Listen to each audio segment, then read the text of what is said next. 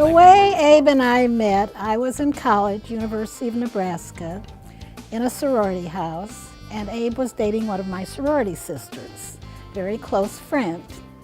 And it was during World War II, and then it happened that Sylvia fell in love with another soldier.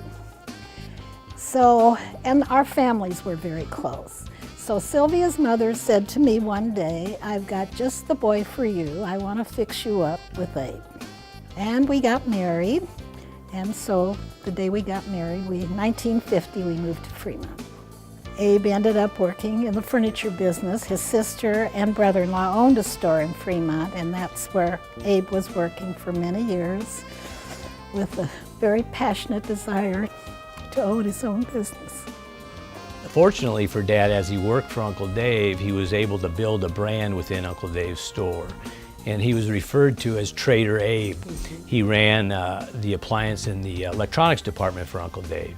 Well, anyway, in 1968, Dad took a gamble, and he started his own company. I think you guys had $15,000 of seed money and a dream, and great work ethic. And between Mom and Dad, they succeeded. We didn't have babysitters. I mean, this was a group effort. And after school, we all hung out at the store. And we all learned valuable lessons from what we saw. We went from probably 4,000 square feet on 2nd Street to, it was probably 20,000 square feet. So we tripled our size within 10 years. As years passed, buildings became available. Neighboring buildings became available, and we purchased those and kind of grew from one building to the next. And now we own almost 100,000 square foot of real estate downtown. So, and it's not a business. It's a part of us. It's a part of our family. Absolutely. And that's why Dad was successful. I mean, he was an underdog. There were 8 furniture stores that were in town when Dad opened up, and nobody gave him a chance. We're 48 years into our business right now, and we're the only guys standing. There's no more furniture. There's not 8 furniture stores in town. There's 1 furniture store in town, and it happens to be Krasne's, and we're proud of that. Dad shot straight. He didn't mince words. He had a distinctive and colorful way of expressing himself.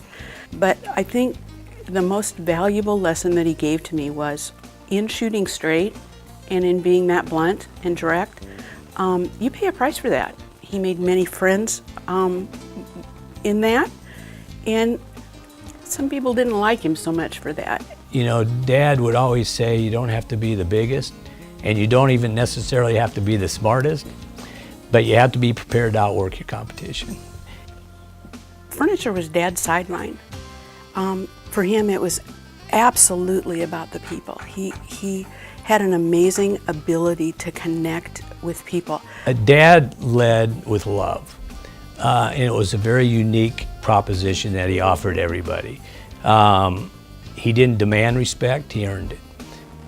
I think Dad was a relationship builder, and in building relationships, and in being living his life the way he did, he led it with straightforward honesty. He led it with incredible integrity. But Dad had great balance to his life as well. I would say that was another one of his strengths. Family, friends, business, fun was big into his agenda as well. He had a lot of fun. But he had great balance to his life. My father was fun. I don't think anybody who ever spent any time around Abe wouldn't, and you said, "Hey, how was your time with Abe?" I think the first thing they'd say is, "That guy was fun." The biggest accomplishment that Dad probably made was the fact that he succeeded with a bunch of landmines around him. He tiptoed through all those landmines, and he got to the finish line, and he did it with grace. Dad had a very high expectation of integrity of himself, of my mom, of all of us. I think we all practice that today.